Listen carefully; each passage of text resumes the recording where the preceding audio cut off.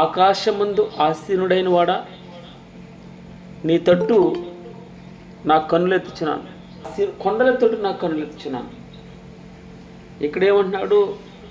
ఆకాశమందు ఆసీనుడైన వాడా, నీ తట్టు నా కన్నులెత్తుచున్నాను. 120వ కీర్తనలో భక్తుడు ప్రార్థన చేస్తున్నాడు, అయ్యా నేను కఠినమైన ప్రయాణం చేస్తున్నాను, ఈ ప్రయాణంలో నాకు నువ్వు తోడుగా ఉండాలి అని మోసకరమైన నాలుక నుండి నా ప్రాణాన్ని తప్పించి అబద్ధం ఆడకూడదు, అలాగే ఎప్పుడు నా జీవితంలో సమాధానం ఉండాలి, ఇప్పటివరకు శ్రమల్లో నుంచి మమ్మల్ని తప్పించావు, నేను మొరపెట్టినప్పుడు ఆలకించావు గనుక ప్రభువా ఈ 2 ప్రార్థనలు చేస్తున్నాను. ఒకటి, నన్ను దుష్టు నుండి తప్పించు, అబద్ధం నుండి తప్పించు, మోసం చేసే నాలుగు నుండి తప్పించు, తర్వాత కలహప్రియుల నుంచి తప్పించు, సమాధానమి అంటూ 120వ కీర్తనలో భక్తుడు ఈ యొక్క యాత్ర ప్రారంభించిన రోజున మనం చూసాం. తర్వాత రోజు 121వ కీర్తనలో కొండల తట్టు నా కన్నులెత్తుచున్నాను అనగా ఆ కొండలు, ఆ ప్రయాణంలో చాలా కష్టాలు ఉండబోతున్నాయి, నా పాదాలను తప్పించు, నా ప్రాణాన్ని కాపాడు కాపాడు కాపాడు కాపాడు అంటూ భగవంతుని యొక్క కాపుదల గురించి మనం చూసాం. 122వ కీర్తనలో ఆ యొక్క ఎక్కడ ప్రయాణం చేస్తున్నాడు భక్తుడు, ఆ ప్రయాణం వైపు చూస్తున్నాడు. అక్కడ కొండలు ఉన్నాయి, కొండలపైన యెరూషలేము ఉంది, యెరూషలేములో దేవాలయం ఉంది, దేవాలయంలో అతి పరిశుద్ధ స్థలం ఉంది, అతి పరిశుద్ధ స్థలంలో నిబంధన మందసం ఉంది, ఆ నిబంధన మందసంలో వాక్యం ఉంది. అనగా ఆయన ఉన్నాడు అక్కడ. ఆయన్ని ఎలా అయినా సరే నేను యెహోవా మందిరంకి వెళ్ళాలి అని ఎవరైనా జనులు చెప్పినప్పుడు చాలా సంబరపడుతున్నాను, సంతోషపడుతున్నాను.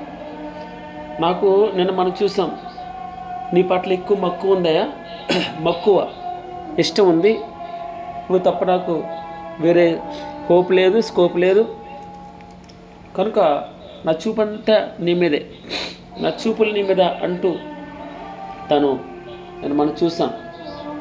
అక్కడ యెరూషలేములో క్షేమం ఉంటుంది, ఆయన దగ్గర ఆయన సహవాసంలో నెమ్మది ఉంటుంది, ఎప్పుడు నీ మందిరంకి వస్తాను. నా యొక్క 84వ కీర్తనలో మనం చూస్తాం, రకరకాల దేవుని పట్ల ఇష్టాన్ని భక్తుడు చెప్తాడు. అయితే ఈ ఉదయకాలన 123వ కీర్తన మొట్టమొదటి వచనం చూసాం, ఆకాశమందు ఆసీనుడైన వాడా, ఆకాశమందు ఆసీనుడైన వాడా, నీ తట్టు నా కన్నులెత్తుచున్నాను, కొండల తట్టు నా కన్నులెత్తుచున్నాను, నాకు సహాయం ఎక్కడి నుండి వస్తుంది? యెహోవా వలననే నాకు సహాయం కలుగుతుంది. ఎందుకనగా ఆయన భూమి ఆకాశములను సృజించినవాడు, ఆయన నీ పాదము తొట్టిల్లనీయుడు, నిన్ను కాపాడువాడు కునుకుడు, ఇశ్రాయేలుని కాపాడువాడు ఇప్పుడు కూడా కునుకుడు, నిద్రపోడు. యెహోవాయే నిన్ను కాపాడువాడు, నీ కుడి ప్రక్కను యెహోవా నీకు నీడగా ఉంటాడు. పగలు ఎండ దెబ్బ నీకు తగలదు, రాత్రి వెనుల దెబ్బ నీకు తగలదు, ఈ అపాయం రాకుండా యెహోవా నిన్ను కాపాడుతాడు. ఆయన నీ ప్రాణంను కాపాడు దేవుడు. ఇది మొదలుకొని నిరంతరము నీ రాకపోకలేదు నేను కాపాడే దేవుడు. ఇదిగో కొండల తట్టు నా కొండలు ఎత్తుచున్నాను. మన పక్కనే ఇంకొక మాట ఉంటుంది చూడండి, 130వ వచనంలో 130వ కీర్తనలో నా 5వ వచనం, యెహోవా కొరకు నేను కనిపెట్టుకొనిచున్నాను, ఆయన కొరకే కనిపెట్టుకొనిచున్నాను, నా ప్రాణం ఆయన కొరకు కనిపెట్టుకొనిచున్నది, ఆయన మాట మీద నేను ఆశ పెట్టుకుని ఉన్నాను. కావలివారు అనగా సెక్యూరిటీ గార్డ్స్ ఉదయం కొరకు కనిపెట్టుట కంటే ఎక్కువగా నా ప్రాణం ప్రభు కొరకు కనిపెట్టుకొనిచున్నది. కావలివారు ఉదయం కొరకు కనిపెట్టుట కంటే ఎక్కువగా నా ప్రాణం నీ కొరకు కనిపెడుతుంది ప్రభు, నీ సహాయం కోసం. నువ్వు నన్ను ఎప్పుడు కరుణిస్తావో ప్రార్థన చేస్తున్నాను ప్రభా, ప్రార్థన చేస్తున్నాను. ఎప్పుడు నాకు అందరికీ జరుగుతుంది.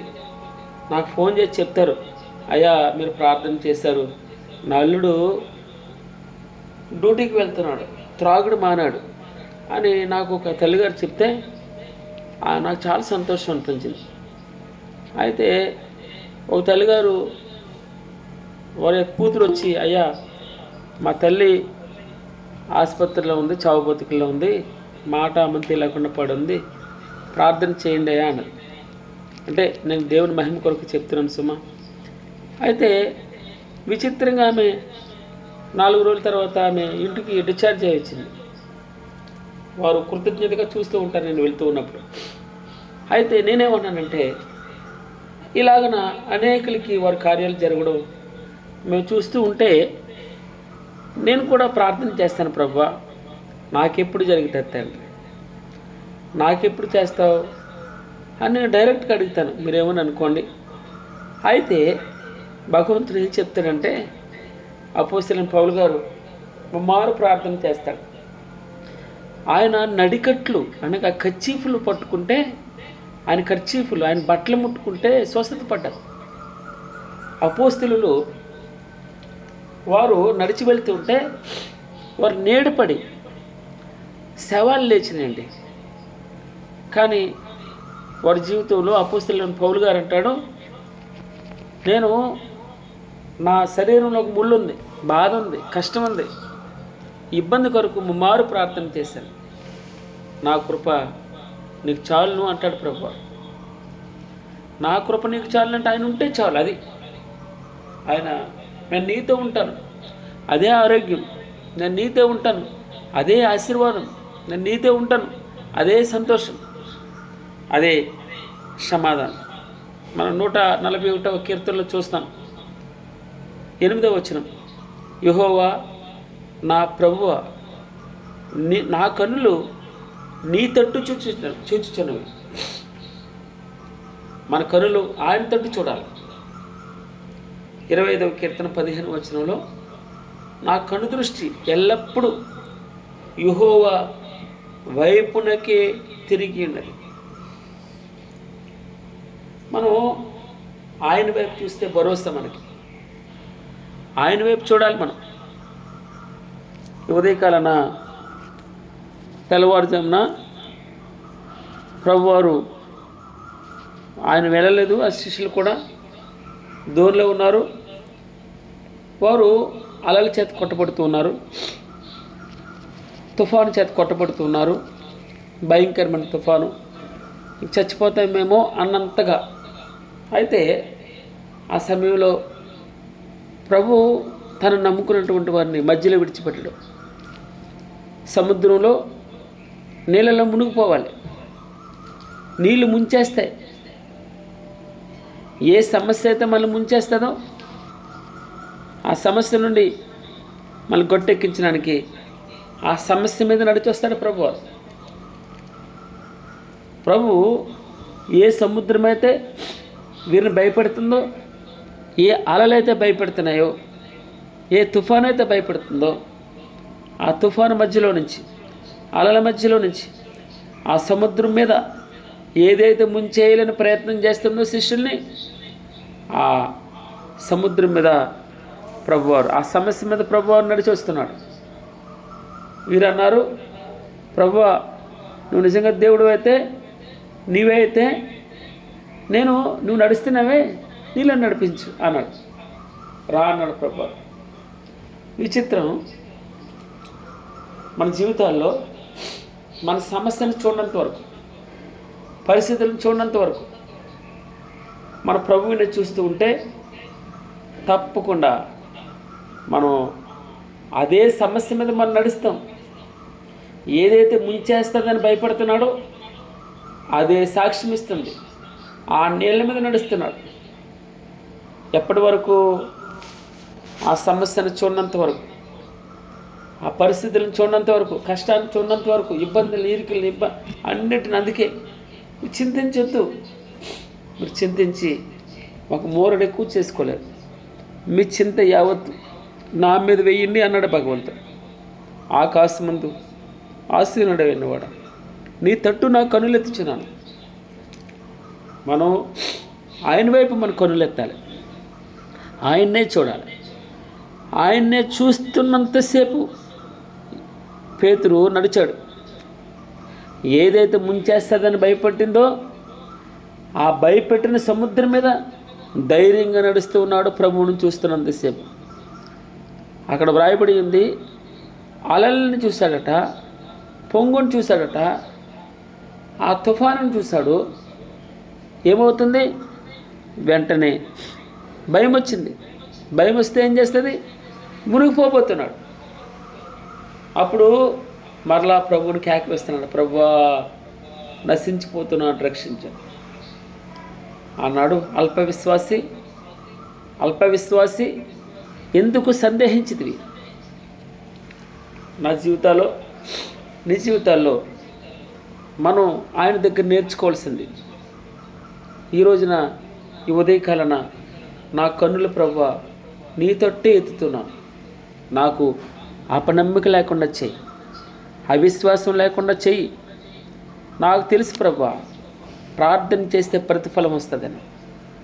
ఇంకా రావట్లేదంటే నేను సరిగా విశ్వాసమునకు కర్త ఆయనే, దాన్ని కొనసాగించేవాడు ఆయనే, విశ్వాసమునకు మూలం ఆయనే, దాన్ని కొనసాగించేవాడు ఆయనే.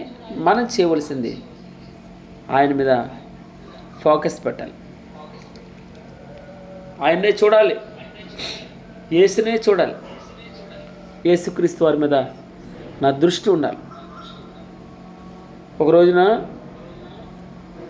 మొదటి రాజుల గ్రంథం 18వ అధ్యాయం, క్షమించండి 18వ అధ్యాయము 41వ వచనం చదువుతున్నాను. పిమ్మట ఏలియా విస్తారమైన వర్షం వచ్చినట్లుగా దను పుడుతుంది. ఆహాబు భోజనం చేయి, నువ్వేం చింతపడద్దు అన్నాడు. ఆహాబు భోజనానికి వెళ్ళాడు. ఏలియా కర్మేలు పర్వతం మీదకి వెళ్ళాడు. ఎందుకు వెళ్ళాడు? ఈయనేమో భోజనం చేస్తున్నాడు, ఆయనేమో ఉపవాసంతో ప్రార్థన చేసి, ఎలా ప్రార్థన చేస్తున్నాడు చూడండి. ఏలియా కర్మేలు పర్వతం మీదకి పోయి, మొదటి రాజుల గ్రంథం 18వ అధ్యాయము 42వ వచనం చదువుతున్నాను.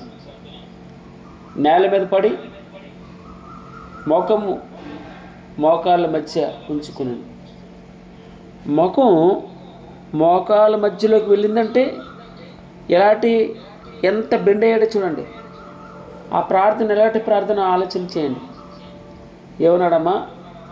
మోకాళ్ళ మీద ఉన్నాడు, ఆ మోకాళ్ళ మధ్యలో తల పెట్టుకున్నాడు, ప్రార్థన చేస్తున్నాడు. వాడు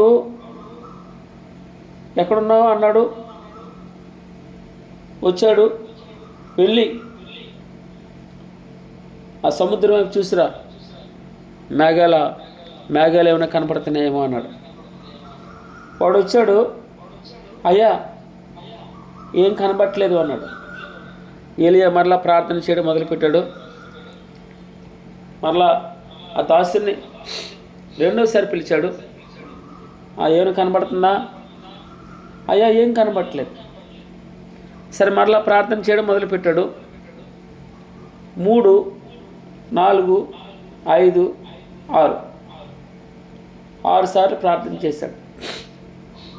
ఆకాశమందు ఆసీనుడైన వాడా, నీ తట్టు నా కనులెత్తుచున్నాను. భగవంతుని తట్టు కనులెత్తడం అంటే ఈ మోకాళ్ళలో తల వెళ్ళింది అంటే తల ఎక్కడుంది? భూమి వైపు చూస్తుంది, ఆకాశం వైపు చూడలేదు. ప్రార్థన, మోకాళ్ళ ప్రార్థన, ఉపవాస ప్రార్థన, ఎన్నెన్నో ప్రార్థనలు ఉంటాయి. ఉదయకాలన ఆకాశముందు ఆసీనుడైన వాడు తట్టు మన కన్నులెత్తాలంటే మనం చేయవలసిన పని మోకాళ్ళ జీవితం, మోకాళ్ళు ప్రార్థన. పైన వాడిని చూడాలంటే మన మోకాళ్ళలోకి తల వెళ్ళాలి, అనగా మోకాళ్ళ ప్రార్థనకు రావాలి. తప్పకుండా అండి ప్రతి సమస్యకి ఆయన ఆన్సర్ చేస్తాడు. అన్ని బాధలకి ఆయన విరుగుడిస్తాడు. ఏదో ఒక మార్గం తెరిచి ఉంటుంది. ఉదయకాలన దేవుడు బలపరిచాడు. ప్రభువా, దారులు మూసుకుపోతున్నాయి. ఒక మాట, ఆయన ఒక దారి తెరిచే ఉంచుతాడు నీకోసం.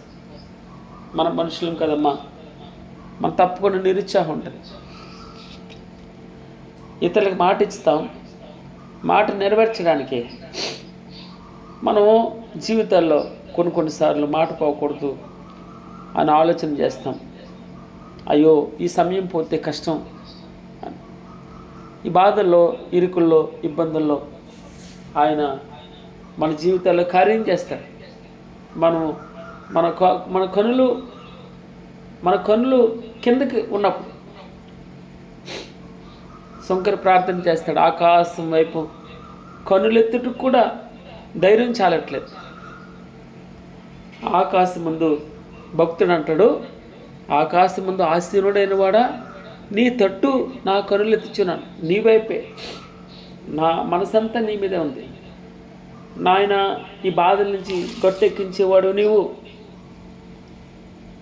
ఈ కష్టాన్ని నుంచి, ఈ ఇరుకు నుంచి, ఆపద నుంచి, అనారోగ్యం నుంచి, సమస్యలన్నిటి నుండి ప్రభువా, నువ్వు తప్ప నాకెవరు లేరు అంటూ ఉన్నాడు.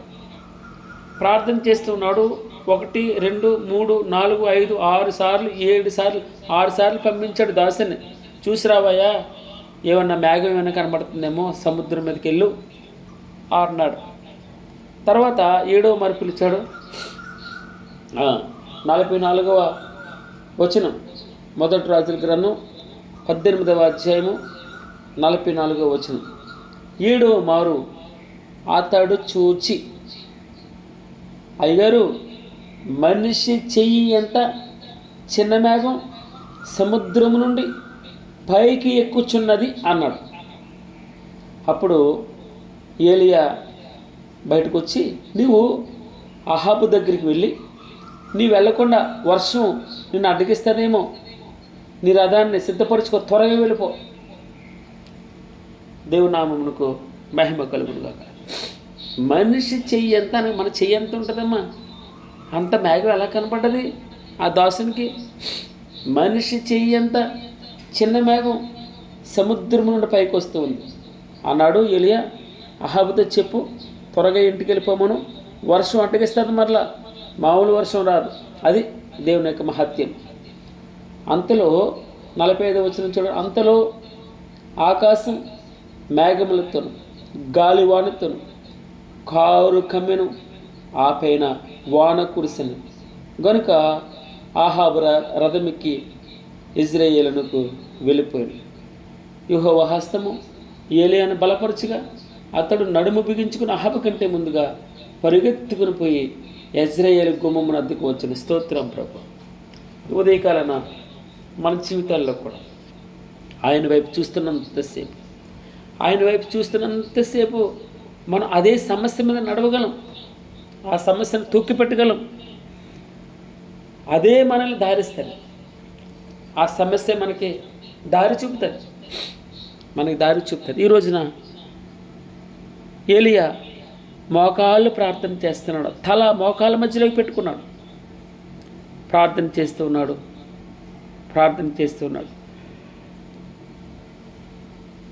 ప్రార్థన గొప్పతనం. మన కన్నులు కిందకి పెట్టి ప్రార్థన చేస్తే, మోకాళ్ళు ప్రార్థన చేస్తే, ఆకాశం ముందు ఆసీనుడైన వాడి తట్టు మన కన్నులు ఎత్తగలం, ఆయన వైపు చూడగలం. అందుకే ఉదయకాలన అరచెయ్యి ఎంత చిన్న మేఘం, అన్ని దారులు మూసుకుపోయాను అనుకుంటే, అరచెయ్యి ఎంత చిన్న మేఘం మోపుడంత వర్షం కురిపించాడు. ఎలాంటి వర్షమమ్మా? మేఘములతోనూ గాలివానతోనూ కారు కమ్మిందట. మోపైన వాన కురిసిందట. మోపైన వాన, ఎడతెరిపిలేని వాన కురిసిందట. స్తోత్రం ప్రభు. ఈ ఉదయకాలన భగవంతుడు దాసుల కనులు తమ యజమాని చేతి తట్టును దాసి కనులు తమ యజమానురాలు చేతి తట్టును, దాసుడట తమ యజమానుని చేతి తట్టు చూస్తాడట. దాసి కనులు యజమానురాలు చేతి తట్టు చూచినట్లు మన దేవుడని యెహోవా మనలను కరుణించి వరకు మన కనులు ఆయన తట్టు చూచుచున్నవి. ఆయన తట్టే చూచుచున్నవి. ఎర్ర సముద్రం అంత సమస్య అయినా, ఎలాంటి గడ్డు సమస్య అయినా, ఫరో సైన్యం ఎంత ఆపదైనా మనల్ని గట్టెక్కిస్తాడు ప్రభువాడు.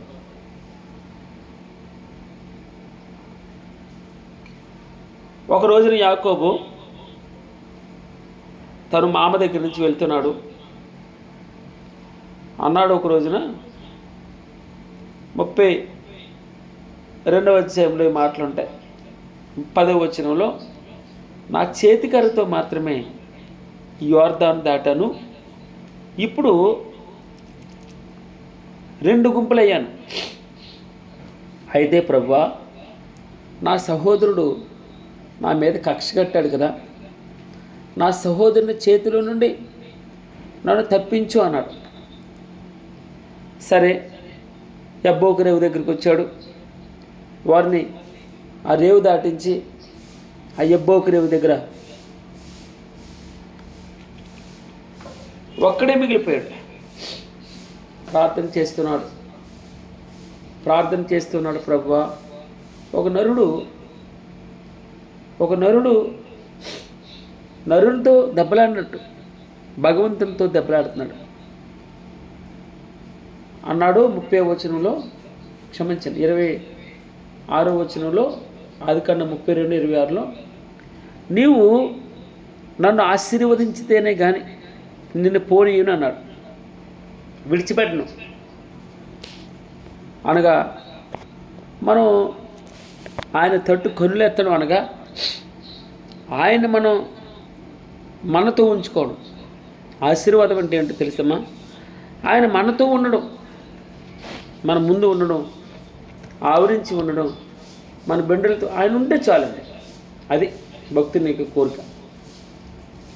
నీవు నన్ను ఆశీర్వదించితేనే కానీ నేను పోనీయను అంటున్నాడు. తొడ మీద కొట్టాడు, విరిగిపోయింది. ఆ నొప్పి భరిస్తున్నాడు, కానీ నిన్ను విడిచిపెట్టను అన్నాడు. మంచిది. ఆ స్థలానికి పెనుయేలు అని పేరు పెట్టాడు. అనగా నేను దేవుణ్ణి ముఖాముఖిగా చూశాను, అయినా కూడా నా ప్రాణం దక్కింది. ఇది దేవుని ముఖము అనగా పెనుయేలు అన్నాడు. ఏం పేరు పెట్టాడమ్మా? పెనుయేలు అని పేరు పెట్టాడు.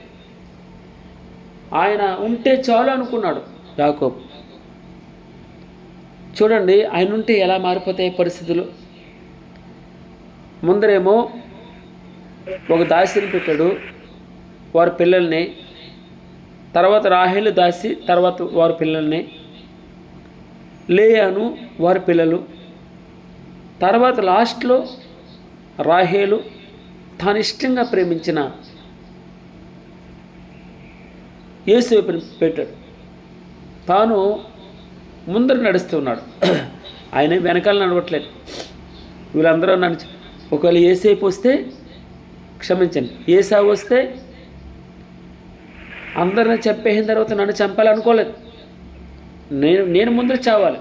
అది దేవుడు ఉంటే ధైర్యం, దేవుడు ఉంటే భరోసా వస్తుంది. ఆ భరోసాతోటే అన్ని గుంపుల కంటే ముందుగా యాకోబు ఉన్నాడు. విచిత్రం చూడండి, ఎక్కడ ప్రాణం పోతుందో అని భయపడుతూ వస్తున్నాడు.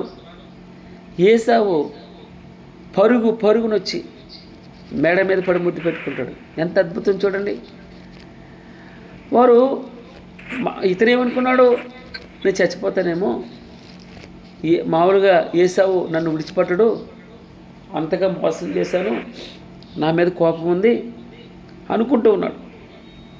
కానీ దాసులు కనులు తమ యజమానుని చేతి తట్టును, దాసి యొక్క కనులు తమ యజమానురాలు చేతి తట్టు చూచినట్లు మన దేవుడని యెహోవా మనలను కరుణించే వరకు మన కనులు ఆయన తట్టు చూచుచున్నవి.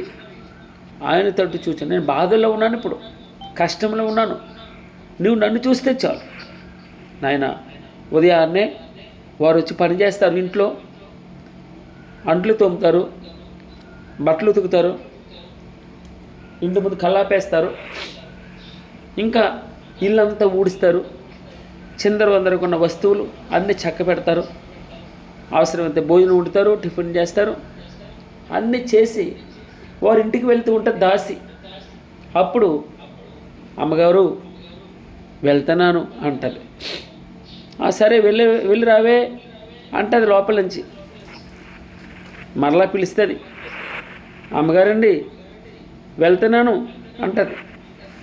అప్పుడు ఆ యజమానురాలు వెళ్ళిరావే, ఎన్నిసార్లు చెప్తావు, నాకు వినపట్లేదు అంటది లోపల నుంచి. మరలా అమ్మగారు అర్థం అవుతుంది. అప్పుడు అమ్మగారు అమ్మగారు అమ్మగారు అని 3 సార్లు ఎందుకు పిలుస్తుంది? అవసరం కావాలి, ఇప్పుడు అవసరం తీరాలి. అప్పుడు బయటకు వస్తుంది అమ్మ, తల్లిగారు బయటకు వస్తుంది. ఏంటి అంత కేకలేస్తున్నావు, వెళ్ళమని చెప్పాను కదా అని. అమ్మగారండి అని చేతుల వైపు చూస్తుంది. ఎక్కడ చూస్తుందమ్మా? చేతుల వైపు చూస్తుంది. అర్థమైంది, ఏమైనా పట్టుకొచ్చిందమ్మా అని. అయితే ఇక్కడ విచిత్రం ఏంటంటే దాసుడు కూడా అలాగే ఉంటాడు. దాసుడు కూడా తన యజమానిని ఇలాగే, సార్ ఇలా రేపు పెళ్ళి ఉందండి అని చెప్తాడు. పెళ్ళి ఉందని మరలా చెప్తాడు. 3వసారి ఎందుకు? అవసరత అర్థమవుతుంది కదా యజమానుడికి, యజమానురాలకి అర్థమవుతుంది కదా. ఓహో, నా నుంచి ఏదో ఆశిస్తున్నాడు. అప్పుడు ఎంతో కొంత తులవ పొలం పట్టుకుని వస్తాడు చేతిలో.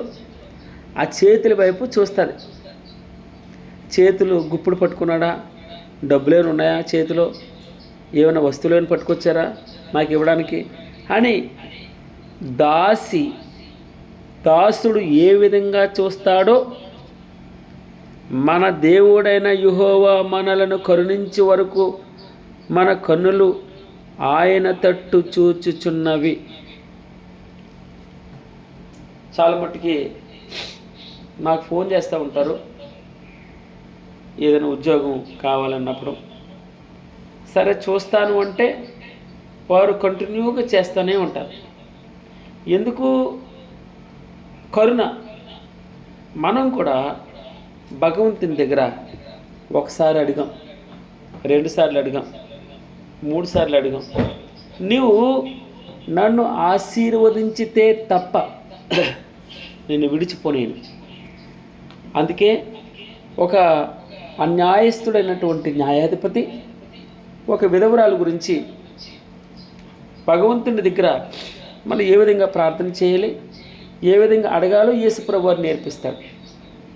ఆ అన్యాయస్తుడైన న్యాయాధిపతి ఒకరోజు వచ్చింది, తల్లి అయ్యా నాకు న్యాయం తీర్చండి అన్నది. సరే అమ్మ చూస్తానులే, వెళ్ళండి, నాకు వేరే పని ఉంది అన్నాడు న్యాయాధిపతి. వాడు మూర్ఖుడు. అయితే 2వ రోజు వచ్చింది, అదే మాట చెప్తున్నాడు, కఠినుడు వాడు. 3వ రోజు వచ్చింది, నాకు పని ఉందమ్మా వెళ్ళు అని విసుక్కున్నాడు. వాడు క్రూరుడు. 4వ రోజున వచ్చింది. అప్పుడు ఆలోచన చేస్తున్నాడు, ఇదేంటి మాటికి విసిగించేస్తుంది, ఎందుకు పోతే ఆమె యొక్క న్యాయం తీరిస్తే వదిలిపోద్ది కదా అని తన మనసులో అనుకున్నాడు. 5వ రోజున వచ్చింది మరలా. రామ్మా కూర్చో, ఎక్కడ అన్యాయం జరిగింది నీకు, ఎవడు వాడు పిలుసుకురా అన్నాడు. అంటే భగవంతుడు ఎందుకు ఈ ఉపమానం చెప్పాడంటే విసుకక మీరు ప్రార్థన చేయాలి, మీరు విసుకక ప్రార్థన చేయాలి. దాసుల కన్నులు తమ యజమానుని చేతి తట్టును, దాసి కన్నులు తమ యజమానురాలి చేతి తట్టును చూచినట్లు మన దేవుడని యెహోవా మనలను కరుణించే వరకు మన కన్నులు ఆయన తట్టు చూడాలి. ఇది ఎప్పుడైనా నువ్వు తప్పే ఓడిస్తారు ప్రభా, నువ్వు మాట ఇచ్చావు కదా, నువ్వు మాట ఇచ్చావు, నీవే నెరవేర్చాలి. మనకి యెషయా గ్రంథం 38వ అధ్యాయంలో ఉంటుంది మాట. నీవు మాట ఇచ్చావు, నీవే నెరవేర్చాలి. ఎలా వదిలేస్తాను అనుకుంటున్నాను నిన్ను? నా కోసం పూటబోడు. ఎంత ప్రేమతో చూడండి, దేవుణ్ణి ప్రేమతో కట్టిపడేయడు. నేను ఎవరిని అడుగుతాను? నేను తండ్రి దగ్గరికి పిల్లలు వచ్చి అడుగుతారు, ఎవరిని అడగను నేను? నిన్ను అడగకపోతే ఎవరిస్తారు? నువ్వు ఇవ్వకపోతే బయట వాళ్ళు ఇస్తారా నాకు? నువ్వు నా తండ్రివి, నువ్వు ఇవ్వాల్సిందే. మనల్ని మన పిల్లలు ఏ విధంగా ఇబ్బంది పెడతారో మనం కూడా భగవంతుని అలాగే ఇబ్బంది పెట్టాలి. ఎందుకు చేయవు ప్రభు నువ్వు? మన ఖరాఖండిగా అడగాలి, గట్టిగా అడగాలి, విసుగుకి అడగాలి. ప్రేమమయుడు ఆయన కోప్పట మన మీద జాలి పడతాడు. దాసుల కనులు తమ యజమానుని చేతితోటును, దాసి కనులు తమ యజమానురాలు చేతితోటును చూచినట్లు మన దేవుడిని యెహోవా మనలను కరుణించే వరకు మన కన్నులు ఆయన తట్టు చూచుచున్నవి. ఎందుకనగా ప్రభువా, నేను చాలా ఇబ్బందిలో ఉన్నానయ్యా. మేము అధిక తిరస్కారం పాలైపోయాం. అహంకారుల నింద, గర్విష్ఠుల తిరస్కారం మా మీదకి అధికంగా ఉంది. మా మీద అధికంగా తిరస్కారం ఉంది, మాకు అవమానమే ఉంది. మీ లెక్కలో లేని వారుగా మమ్మల్ని అంటూ ఉన్నారు. మమ్మల్ని మనుషులుగానే చూడలేదు. చాలా బాధల్లో ఉన్నాం. తిరస్కారం, గర్విష్ఠులు, డబ్బున్న కూడా వస్తే తిరస్కరిస్తున్నాడు మమ్మల్ని. పక్కెళ్ళు అంటాడు. మామూలుగా అనేకల మధ్యలో అవమానాలు పాలవుతున్నాం. అనారోగ్యమా, అవమానమా, అపజయమా, ఇలా భగవంతుని దగ్గర అన్నీ చెప్పుకుంటున్నాడు. చివరగా అన్నాడు, మమ్మను కరుణించాలి. మమ్మను 4వ వచనం చూడండి, మమ్మను కరుణింపము, మమ్మను కరుణింపము. 4 వచనాలు ఉన్నాయి. ఎంతో అద్భుతమైనటువంటి భావన యొక్క కీర్తనలు మనం చూస్తాం. ఆకాశమందు ఆసీనుడైన వాడా, నీ తట్టు నా కనులెత్తిచున్నాను. నీవు తప్ప నాకు వేరే ఆప్షన్ లేదు. నీవు అన్నాడు 73:25 ఉన్నాడు, నీవు తప్ప నాకు ఆధారం లేదు. నువ్వు కరుణించకపోతే ఎవరు కరుణిస్తారు ప్రభువా? నువ్వు ఇవ్వకపోతే ఎవరిస్తారు? భగవంతుడి దగ్గర ఆయన మనవి ఆలకించాలంటే మన కనులు కిందకి వెళ్ళాలి, ఆయన తట్టు చూడాలి. కరెక్టే. మనం మోకరిల్లాలి, మన మోకాళ్ళ మధ్యలోకి తల వెళ్ళాలి. ప్రార్థనా జీవితం ఆయన్ని అడిగితే అడుగు వాటన్నిటికంటే, ఊహించు వాటన్నిటికంటే అధికంగా స్తోత్రంలో ఈ ఉదయకాలన నా కనులు, నీ కనులు ఆయన మీద ఉండాలి. ఆయన తట్టు చూడాలి అంటే ప్రార్థన. గాడ్ బ్లెస్ యూ అమ్మా.